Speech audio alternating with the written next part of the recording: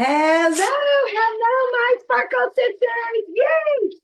Today I got to decide my biggest decision for today, just so you know, was did I want silver sparkles, did I want red and silver, or did I want gold? So I'm gonna let y'all vote on those. So which one is your favorite? We need to pick out our pom-poms for our sparkle sisters. So yay! And y'all are so funny. On this voting thing, many of y'all that know me know that I do not love to have my picture taken, which pretty crazy that I do what I do. But it was so funny. Debbie, my assistant extraordinaire, like the most brilliant woman on the planet, she came up with our reminder, right? And it had my picture on there. I'm like, Debbie, they do not want to see my picture. Here, use my cute little avatar. And she's like, nope, I don't think so. And I said, well, fine. Then we're just going to have the Sparkle Sisters vote. And so here I am. That is so funny that y'all voted on that. So again, another label erased and replaced together. So let me make sure that we are even live streaming like we're supposed to. And let's see who is on here first. Oh my gosh, last week, unbelievable, 2,200 views, 2,200. Oh my gosh. And that was just like in the first 3 days. And then y'all know on Friday, we put it out on YouTube. We've got a YouTube channel, so we can kind of put that on there. But 2,200, oh my gosh. And I don't know how many of y'all watched it for 10 seconds or the whole time or whatever. But what I will tell you is I am so grateful for your feedback. The people that have private messaged me, and y'all know that y'all that are on here live with me, today I respond to your message, and then throughout the week me and my daughter respond. But always for y'all that are on here live, because you carve out the time, I want to make sure that I get to hear from you. In fact, let's see who was the first on here. Oh my gosh, look here, we got Taylor McKnight, Ruth Prince, we've got Cameron, we've got Chris, we got Samay, future sales director Michelle Pope, Marcy. Oh my gosh, we've already got several on here. Jamie, thank you for joining us today. Today, of course, we're hiking, right? You remember our hiking boots. So we are super, super excited about last week. And last week, we talked about, erasing and replacing. And so, last week we talked about, I talked through some of, the things that I dealt with. And some of y'all were, gosh, really, really, really authentic to be able to go through that crap. Oh my gosh. So I went and I bought these little labels, right? And the idea is that you should be able to peel them off, right? And put them on, but it doesn't work. All right. Okay, there's my old, right? Let's see if we can get this one to work. This is so fun. Oh, look at there. See, my powerful label does work. So today, of course, we are ripping off old and we are replacing this. It's so funny. Oh my gosh, it's so crazy. I do really put a lot of time in that, but who would have known that a label wouldn't have worked? And of course, instead of old, right, my pitiful label of old, what does this one say? You can't, there's no way you could read my writing. Look at that. There's no way you can read that. I can barely read it. I am grateful for the wisdom and experience, right? So that's our big one. So everybody's got one. And last week, again, y'all shared, if you want to, was there any labels that kind of came up throughout your week that you're like, I don't really like that label at all? And, or did anybody say something to you this week and you're like, I do not receive that? I remember the first time whenever I learned from Stacey James to just like when somebody said something negative to you, you just pop your hand up and you say, "Ooh, I do not receive that." For those of us who are followers of Christ, I say, "Ooh, in the name of Jesus, I do not follow. I do not receive that." So you can filter that however you want. And it was the first time I had ever had the thought that you could not receive something. And it's just like, here's the thing, like if I am giving myself this calculator right here, right?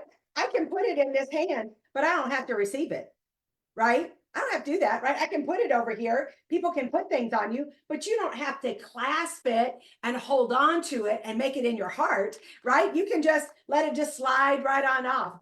And I remember when we were doing that, and Samantha was about 2. And of course, kids are parents.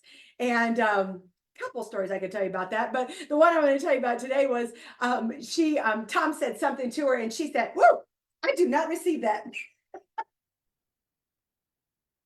we just laughed and we thought, oh my gosh, what a great way to go out in the world, right? Is to be able to stop that. How many of y'all need to just like, not I don't receive that. Everybody do that with me. Remember, we talked about that. Oh, I do not receive that. My niece is on here, Shannon Moore. People try to tell her whole life who she was, and she's like, nope, that is not me. And now she lives the best version of her life. And so, again, we get to choose, don't we? We get to choose what we receive about ourselves and what we say about ourselves. And so, again, I just want to thank you all so much for last week. Let me check my notes on here. Oh, the next week, and I'll give you some information about this. I have my friend Melissa. She was Melissa Ledger to me forever, but it's Melissa Roberts, and you can even check her out. She's got a this amazing. It's her life's work, and it's called Gumball Love, and we're doing it on Valentine's Day, and it is for anybody who is single or anybody who has a friend who is single. So you can help coach them. Like, why do some single girls, like when they have it all together, why do they keep choosing these men who maybe look at women like they're gumballs, right? Whenever they lose their shininess, they want something else, and some signs of that. Now, what I love about what she teaches is I believe that could also, for those of us who are coaches, who are mentors, who are in businesses where you are looking for team members, we could learn some good lessons from her. I know every time I listen to her, I'm like, oh my gosh, that so applies in the people you choose in your life. So we are so thrilled to have her. And I know Stacey James, National Sales Director Stacey James, is going to be on. She's going to be, we're getting her set up in the next couple of weeks. We're going to be talking about your energy. What energy are you putting out there? Amber Westerman's coming on to talk about, really, really being a legacy changer in the world of foster parent. And so we've just got more and more people. I could not get anybody today, so that's why you've got me for today. But in my book, and again, you do not need to buy the book. This time together is not about money. This is about us just sharing, but I'm just reading from my book, just so if you want to follow along, for y'all that love to do that. It's called The Power of the Pivot. And I can still remember whenever I wrote this. And to give y'all an idea on this book, I can remember the day the Lord laid it on my heart to write a book. And many of you all have got a song to write, a song to sing, a book to write, a business to build, right? A generation to break. Like, we know that we're supposed to do this. Now, I'm an avid reader. And I remember the first time I thought, you should write a book. And I thought, I don't want to do that. And so for 2 years, like literally, like went into battle. I am not doing this. I'm not doing this. And so then I started to write it. And then I would I don't care, whatever it was, like maybe I needed to go do 100 crunches. Like, oh, I'd much rather do that than write this book, right? How many of y'all know what I'm talking about, right? You're nodding and you're smiling. And so it took me 2.5 years to go from obedience of, okay, I'll start the book till I'll finish it. Now, what was really funny is whenever I made the decision, right? We kind of decide, right? We talked about this last week. Like, I'm interested in writing a book. I'm committed to writing a book. And then I'm convicted. I cannot breathe until this thing is done, kind of goal. So we're going to talk about that today. So the power of a pivot. We've got to pivot the way we see ourselves. We got to pivot the way that others talk about us. We can't control how people perceive us, but we can control our motive, right? So on page 17, I say, since we choose the thoughts we believe, let's make sure that we're both saying out loud and inside what our head aligns with the results that we want in our life. Words repeated often enough determine our choices. And if you make your choices, right? So for example, last week I talked about, right? One of the things was, I think I'm a little much. I'm thinking all those people that watch for like a minute, they're like, oh no, I do not need that much happy in my life, right? That I'm going to erase that, right? I'm erasing that label. Ow, that hurts if it's on your skin. Then I'm going over to over here, that guess what? I am just right for my people, right? I'm just right for my people.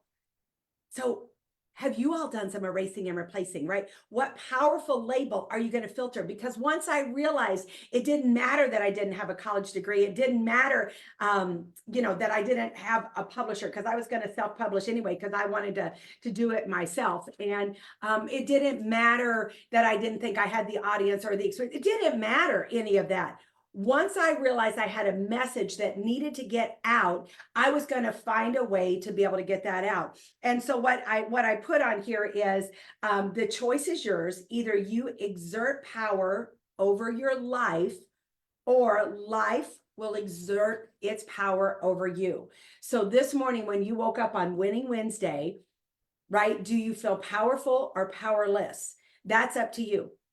You cannot control your circumstances, but you can control how you want to work through this. And many of you all think you're a Grand Canyon away from your calling and your dream life. We're going to talk about today, we're going to talk about your dream life. We're going to talk about closing the gap. And Jim Rohn talked about this, and he said, neither a marriage nor a business fails overnight. The cataclysmic failure generally comes from a series of small, correctable failures. He calls these 1-degree failures. Let's look at a 1-degree pivot. So do you realize that if a plane takes off from New York and it is headed to Los Angeles, if it is just 1 degree off, guess what? You are finally figuring out where that darn life vest is underneath your seat because you're landing in the ocean. Many of you all, that's why you're on Sparkle. I believe that's why you're convicted to be on here. This is why you're finding the time. That's why you're getting your girlfriends on here. And yes, thank you to the 42 of y'all that shared this with your friends. So thank you. I have got a hair right here. Have you ever done that? And I have on false eyelashes. Sorry, I have a little ADD. I cannot. Hold on, I'll just pull that out. Okay, so, but thank you all for sharing this, but y'all are convicted that there is a life that I want, but you think, again, it is this Grand Canyon. And what I'm going to suggest to you, it is a 1-degree pivot in your life that is going to have you land where you're supposed to be. Now, here's the other thing that I want to tell you. Your dream life is so much better. And what you're called to is more than you could ever imagine. That what is in store for you is beyond anything, but you've got to be wise enough, right? And committed enough, right? To get into your hiking boots. We've got to pivot onto the right path of your dream life. This path is going to take you into the deepest part of your heart to find the stepping stones that have become stumbling blocks, where blessings have become burdens, right? That we talked about this last week. The things that you're complaining the most about right now are the things you prayed the hardest for earlier in your life. It is all in how you frame a choice, a conversation, or a conflict. When you are equipped with your hiking boots, you get to choose the path less traveled. And so I just want to show y'all a picture really quick of what we are wanting to accomplish together. So by the way, this is Melissa, and I'll tell you a little bit, I'm going to read a little bit more whenever we close out today. But basically what I keep talking about is right here. Let me get this where you can see it a little bit better. Right here. So when we're talking about being boxed in on your self-identity, right? So this is me kind of in, how I see myself. And no matter how hard I work, or I want it, or I talk about it, or I make up another goal poster, or I say all of that stuff, no matter how hard I work, if my self-identity does not align with how I see myself, I am never going to reach the profit, the passion, the position, the people, the platform, the purpose. Today is P words, right? So there you go. If you can think of more P's, type them in there, right? So I got profit, passion, position, people, platform, purpose, right? Who's got some more P words, right? That you might miss out on if you're stuck in that box. And of course, what we want to do, all right, I'm watching here for more P words right here. So what happens is today we're going to talk about building your dream life. And then of course, after we get all the way through the end of the book, the idea is that we're going to step you out of the box so that you're able to go back and be able to help other people be able to do the same. Okay. So that's what we want to be able to talk about. So let's talk about what does your dream life look like? What does it look like? Right? And the questions, I have these questions in here. What I want you to ask yourself is, what is it that brings you joy? What is it that brings you joy? Right? Let's type that in. How many of y'all that are on here live? Thank you all so much. But what is it that brings you the most joy? For me, it is watching a woman light up. That's it. Whether I'm sharing with her about Jesus, whether I am coaching a leader, whether I'm giving out a compliment, whether I'm seeing her do a breakthrough, whether I'm connecting her in a business or a new friend, what brings me joy is an aha moment, right? We've got grandkids. Oh, priorities would be another great one, Tanya. That is good. Oh, Lois, you're so sweet. Listening to me, you're so sweet. But so what are some things also that bring you joy? Y'all type those in there for me. Helping other women dream. Very good, Tanya. What else? Gifting. Okay, great. You know, there's the 5 love languages that we talk about. Helping others, right? So what are some other things that bring you joy? So that's the first question, because there's something in the way that you are wired that is your place to be to change. I talk to a lot of people who that just really question, whenever, bad things are going on and all of those things. And I'm like, smarter people than me and more faithful people to me have got better answers. But honestly, what I think, and this is just totally me, I believe that all the answers in the world, right? The problems in the world, are solvable if every person on the planet was obedient to their calling. If I took care of just the people that I am called to take care of, right? And to be able to build them up and to make their lifestyle different.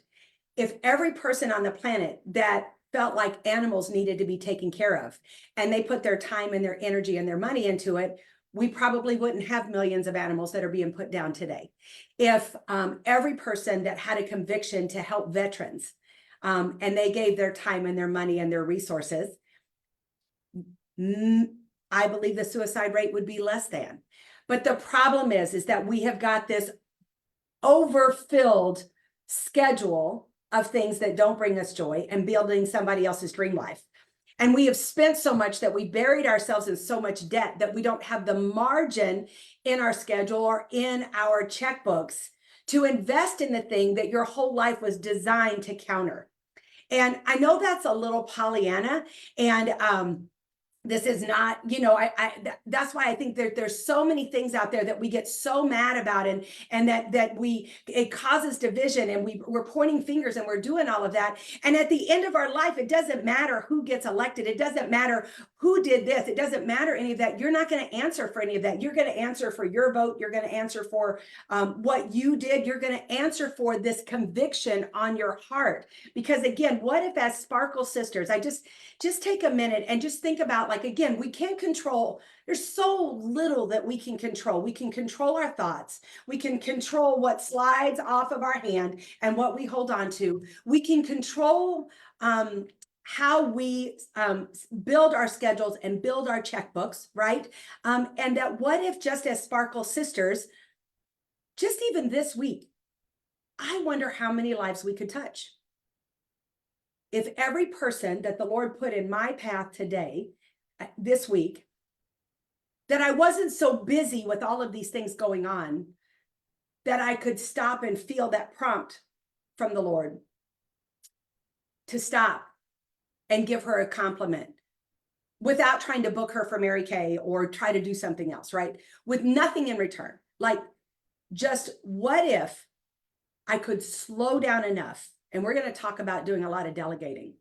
Can you all even imagine what would happen? What if your calling is animals? What if this week you just said, look, I'm going to donate money or time, or I'm going to connect somebody, but I'm going to be part of the solution in this. What are the things that bring you joy? That's what I want to ask you that. What are the things that bring you joy? When you start writing that down, and then you ask yourself the next question, which, what are your gifts and talents? Now, honestly, whenever I got started, almost 40 years ago in my Mary Kay business, I didn't know what my gifts and talents were. I knew it was not what I did in the military. And I was so young, I didn't understand that I really was using my gifts and talents. Now, it was not to design and install computer and telephone systems, which is what my job was. Whenever I went back and looked at my APRs, right, it was, she should be in public relations. She needs, like, everything was people oriented. But remember, whenever I told you my story last week, my entire life up until I accepted the Lord at 23, right? The lady who led me to the Lord was also a lady that brought me into Mary Kay, right? So my life was forever changed. And all of you are changed because of Wanda Helms, right? I wish I could find her, but I don't know where she's at. But Wanda Helms, right? We're all changed by that obedience of her wanting to share the gospel and wanting to change lives through this business, right? So up until that point, if you would have asked me, I would have said, I'm not a people person. I do not like women. And yet, whenever I was knitted together, that is what I was supposed to do. So sometimes what happens is you've got to make a radical change in your life, try something that is so outside of your comfort zone, whatever that is, that what happens is those gifts and talents, they kind of show up. Because now looking back, what made me great at my job is I don't have an ego. Like, I don't even like to take credit for things. I love to tip the spotlights to other people. I love to watch people light up. So I always could gather up the best people. They all wanted to work with me because, well, all except for Bruce, right? My boss, but other than him, right? So I talked about that before, but like they all wanted to work with me because I found the best people to get the project done. And then I gave them the credit, right? So we all looked stellar, but I had no idea what they were doing. It wasn't until I started really stepping outside of my comfort zone. And then I started watching, wow, because I don't really know anything about this. I'm going to come at this at a blank slate. And so whenever I got started, I said, I'm going to create a safe place and I am going to find a way for people to feel good because that brings me joy. Then I realized that was my gift and talent. Now, I never dreamed that speaking was what I was born to do. I remember the first time I stood up in front of a group of 15 people. I remembered we had a child, but I could not remember her name. I was so nervous. And, but I never dreamed that. And yet I was born to be on the stage. The bigger the stage, the better. I love it. I love it. Doesn't matter how big the audience is. I love it. I love the energy. It's where I love to perform. I love Zoom. I love to do that, but I would have never known that. And all of that to be said is that whenever you make a list of what brings you joy and you figure out what your gifts and talents are, right? Then what's going to happen is you're going to find some places to grow. Like in my business, I found I couldn't just book, right, to sell product. That didn't work for me. So what I did was I could book to network for somebody or to build them up. And I talked about this last week. I do a legacy changer where I spotlight women who are making a difference, right? So what brings me joy? I love to lift up. I love to connect. I love to spotlight. What are my talents? My talents are encouragement and speaking truth. And I know enough about skincare and glamour to be dangerous, right? So I can bring them together so that every day I'm operating in my gifts and talents. So that's really going to be our treasure hunt for you.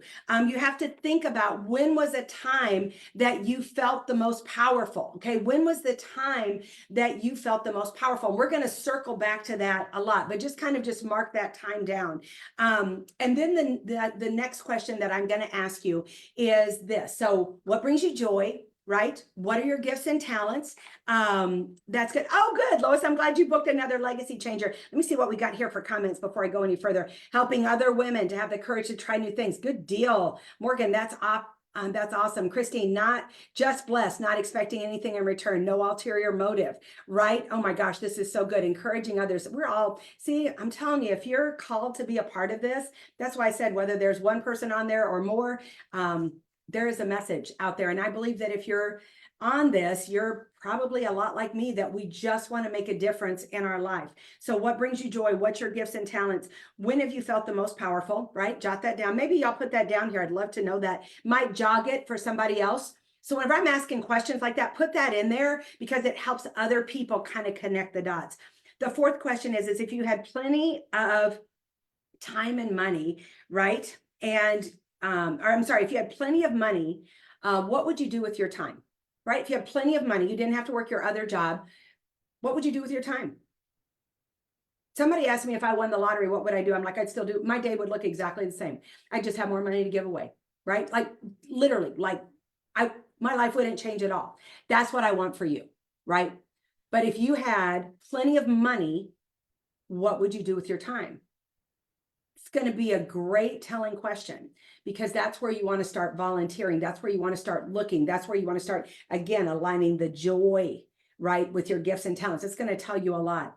And then the last question is, if success was guaranteed, thank you, Amy Jones, right? A lot of people say if you're guaranteed not to fail. Amy Jones said, I don't really like that. I think I'll change that. So thank you, Amy, for that. If success was guaranteed, what would your life look like in 5 years, right? 1 year, 5 years, 10 years, 25 years. Y'all, we've got to start operating in the consequences of our choices today. When I build my 6 most important list, whenever I build my call list, whenever I'm looking at whatever I'm eating, I want to be, healthier. I want to invest money. I want to, do all that, because I understand the power of compound interest, right? That if I do 10 calls a day, at the end of Friday, I have 50 touches. So statistically wise, I'm going to get 10 sort of responses, right? If I invest $50 a month for the next 10 years, compound interest, I'm going to make more money than the person that just drops down $10,000. If I start taking care of my health in my 20s and I start walking even 15 minutes on the treadmill and drink more water, 10 years from now, statistically wise, unless there's some sort of something going on, I'm going to be healthier, right? It's compound interest on everything that you're doing. So but you've got to know what your target is that you're working for. And so that helps you prioritize. If you know what you want your life to look like a year from now, then maybe you don't do pickleball 3 nights a week, right?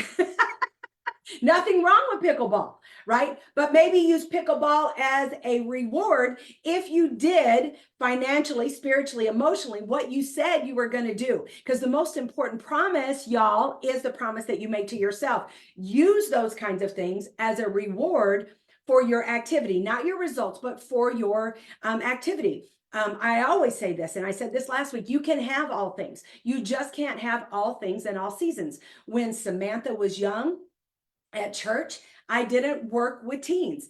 I wanted to work where Samantha was at, because, especially whenever I was in the military, I didn't want to lose more time with her. And I knew what I wanted our relationship to look like. So just to give you some ideas, remember that what God originates, he orchestrates. And I don't know who to give the credit to that. If you know, type that in. What God originates, he orchestrates.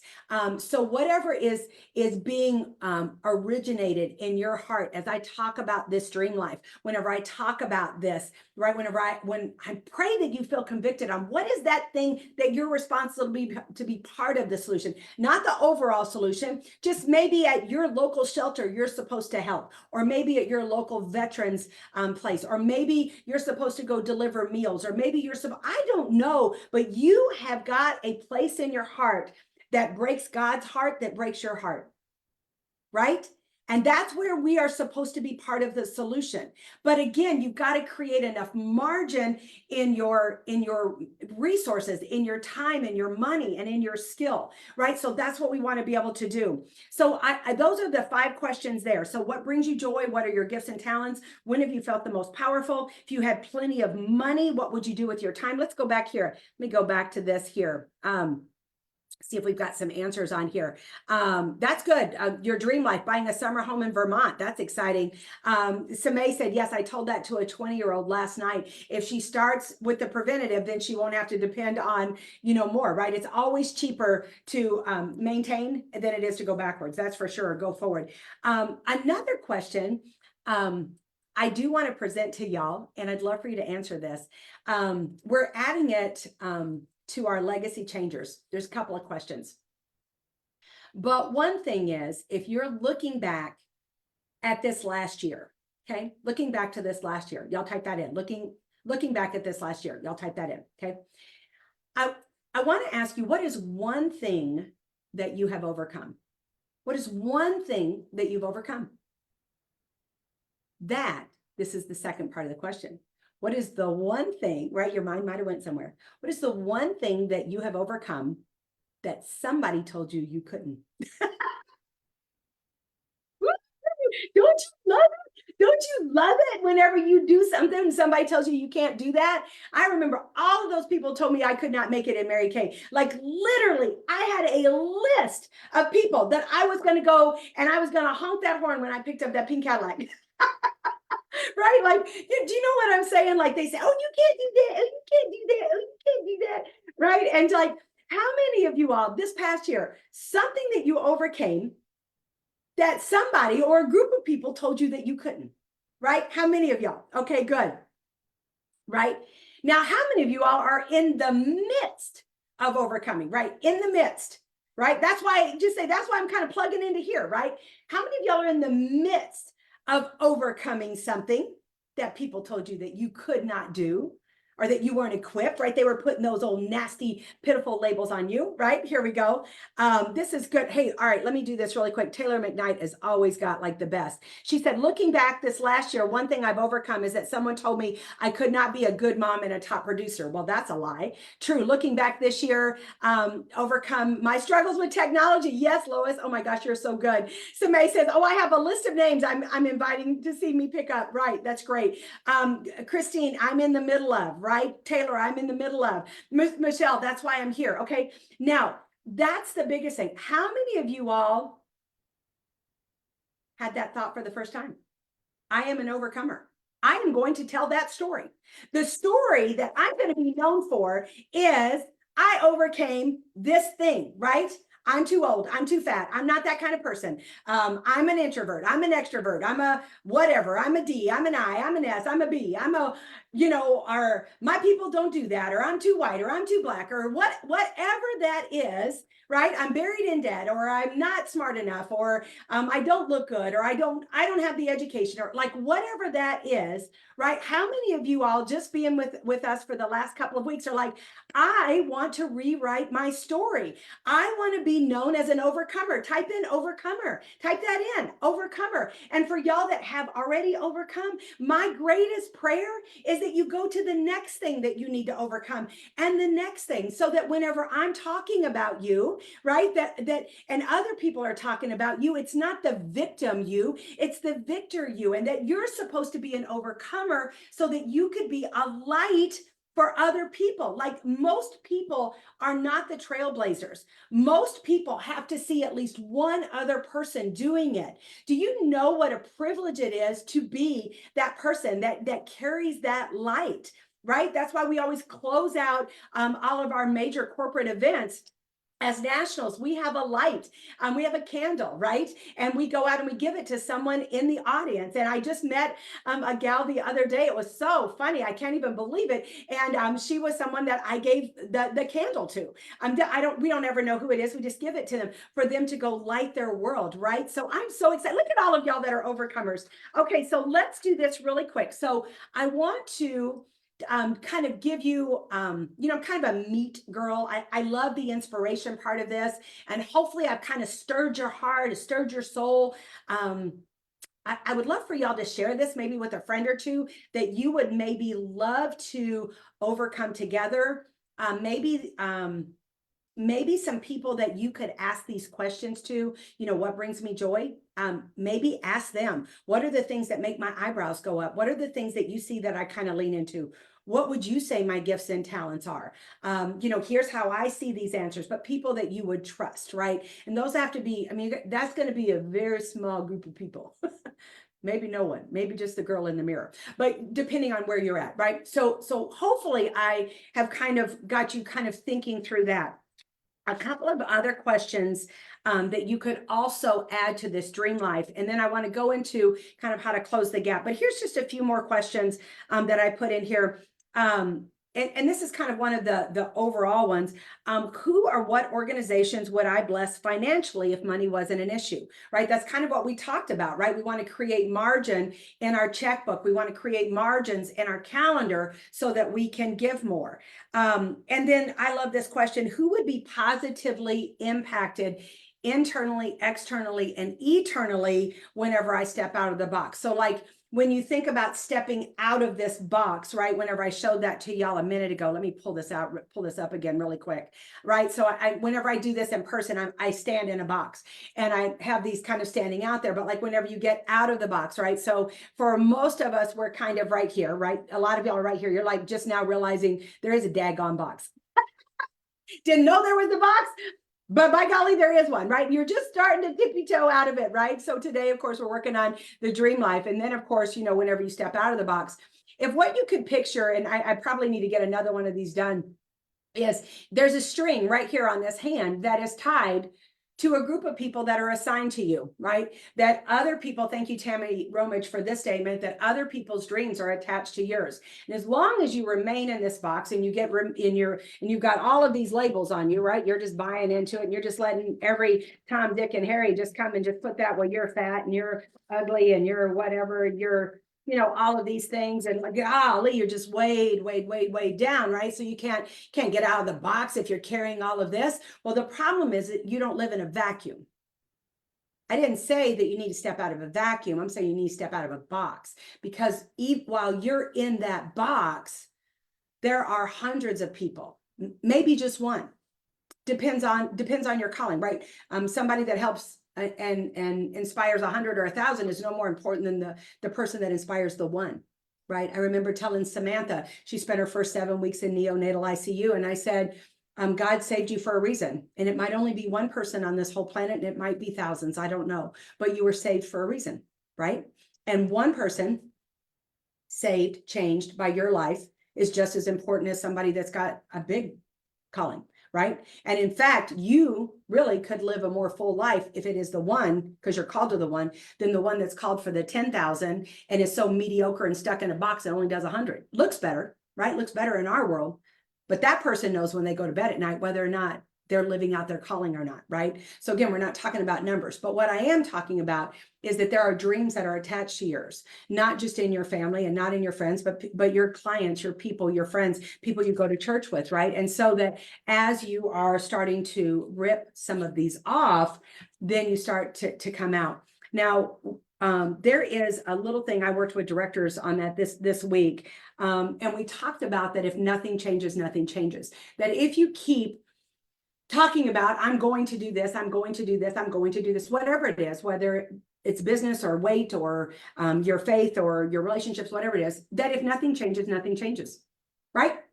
If you don't change anything 6 months, 6 years, 60 years from now, you're going to look exactly the same. And what's happening is this box prevents you, right? This 3x3 box is stopping you from stepping into your, 20x17 life. And so with just a few pivots in what I would call a gap analysis. Now, I originally learned this from a friend of mine, Sean Key, many years ago, and I've just kind of morphed it into more generic. And this, I will tell you, makes such a difference here. So the girl in the mirror is the one you can count on, right, Stephanie? That's so good. Okay, good. I love that y'all are loving the visuals. Okay, good. Yeah, Amber's, we did that at the fall advance and she got the candle. Yes. Look at y'all that want to be an overcomer. I'm loving all of these statements. Thank y'all. All right, so let's go back to this, okay? So a gap analysis, and feel free to take a picture of this, so that I'm going to kind of walk through this and kind of show you how you can kind of work with yourself to kind of remove these labels right here that say, I am not good enough. Let me see if I can make this a little bit bigger. Hang on 1 second. Let me see if I can make it a little bit bigger. Is that, maybe I make it too big. Darn. Okay. Sorry about that. All right. Thought I could make it a little bit bigger. All right. So hopefully you can see this. All right. So a gap analysis is designed to, so y'all can see that really quick, and then I'll come back to it. But it is designed to close the gap in how you see yourself and how you see those who are successful in an area that you want to be successful in. Okay. So this could be depending on, because we've got all women from all different walks of life here. It could be the kind of mom you want to be. It could be something in ministry. It could be your marriage. It could be in your business. A lot of times in our Mary Kay world, I'll say, like, write down 2 people. And I love to get a couple people, right? Write down 2 or 3 people that you would deem successful, right, in our business. And so the same thing for any of you all. So whatever world you're in, if you're in real estate, if you're in other direct sales, if you're in your own business, if you're in a family business, whatever it is, whatever area that you want to grow, I want you to think about the 2 to 3 people that are the most successful, that you would consider the most successful. Okay, so just jot those down really quick. Okay, you don't have to put those, you can put their names down, I guess, but really, like, just jot it down on a sheet of paper. Okay, so that's step 1. Step 2 is what I want you to do is between those people, I want you to write down 10 success traits, 10 things. So it's not that she's cute, right? But she could be healthy. It could be she manages her time well. She's charismatic. She's disciplined. She's a good recruiter. She's a good seller. She's always there for her kids. She's very present. Her faith is very real. She's a great prayer warrior. She's very patient, right? I'm just trying to give you some of those things that it might be that you would write those down. Okay. So step 1, who are some people? First of all, you got to decide, what is it that I want to be successful in? So that's 1. What area do I want to be successful in? Step 2, who are some people that are successful in that area of your life? And just as a sidebar, and I do this a lot, sidebar, one person is not going to be your example. And in fact, it is so important that you have mentors and people that you want to hook your wagon to. That would be somebody in your faith, and it would be a different person in your health, and a different person in your business, and a different person that you would be a wife or mom or relationships or mom or sister, whatever that is. Do you know what I'm saying? Like, one person can't be all things. And those of us who have the privilege of having a very full, successful life, we have just as many issues, but what we've done is we have attached ourselves to different people. So we get advice from people who are experts in those fields. And then for me, I don't ever try to be an expert in anything that I'm not good at a lot of things. The things I'm really good at, but that's why I love to connect people. So that we kind of work around that. That's why we're going to be interviewing people. So what's your goal for this year? Number 2, pick out a couple women you admire. Number 3, what are the success traits that they have? Okay. Now, the 4th question, whenever you write down those success traits, then you would put, how do you see that in action? Okay. So for example, I'll give you an idea. Somebody that I admire a lot is Pamela Waldrop Shaw. She happens to be one of my dearest friends. But what I admire about her, there's a lot of things, but I'm just going to do a couple things here. One is her ability to communicate difficult things in a way that people receive them. Like, she makes us want to go long enough, hard enough to reach a goal. She makes me realize I can do anything in 90 days. She makes me want to be more healthy, right? Because of the things that she does. And it shows up in her life because I see her on stage, and I see her living this out in her life. And I see her, like, I can remember the time that we were all out to dinner. We were speaking at some event or something. And I remember the dessert came around, and she said, oh, I want that dessert, but I know if I take that one bite, just that one bite, right, it's going to trigger all that sugar, and then I'm going to have 2 bites, and then I got to start all over again. And so her discipline to be able to go long enough, hard enough, it inspires me. So those would be the things, like, I would put down, what are some of those traits? And then there's some other people. Esther Mollenauer is somebody that I respect in my faith. So I would, put that down. The fact that no matter what's happening in her life, like, she just shows up and she serves the Lord. You'd never know anything about it. She went and got her doctorate in theology, right? She's ordained now. She, even with, 4 kids and all that she's got going, she was committed to that. And so do y'all follow what I'm saying? So just write those traits down. And then what does it look like in their life? So you have an idea, like, just being able to say, oh, she's happy. Happy's good as long as it's legit, and happy's good as long as it's energy, and happy's good as long as it's joyful, right? And happy's good if they're consistent, right? So y'all know what I'm saying? Like, what does that look like? So just to give you an idea, okay? And then what I want you to do is to then write down, why is that important to you, right? So if you've got these traits, right? What does it look like? And why is that important to you? Because isn't that strange that that particular thing would be important to you, right? So you kind of pop that down. And any of y'all that want to do this exercise and pop it in the comments, that would be great, because I would love to be able to respond to those if y'all would be willing to do that, be honest enough to do that. So, why is that important to you? Now, here's the key to the whole thing. This is always amazing to me. Now, what I want you to do is I want you to take those 10 traits and I want you to rate yourself on a scale of 1 to 5. And 1 being, this is an area of weakness. I am not good at this at all. Never have been good. Not sure I ever would be good. I admire it, but I don't know that I'd ever be good, right? Okay. 5 being, wow, this is a natural strength for me. I do this pretty naturally. I love doing it, right? It's a strength, right? So you got a weakness and a strength. And in the book that many of y'all that have done Strength Finders, right? Clifton Strength Finders started with a book called Soar with Your Strengths. I probably have it. It's right. Probably have it right here. Where do I have that thing? Oh, poo. I have it over here. Oh, it's right here. Hold on. Okay. This was the original book. Okay, right here. This was the original book.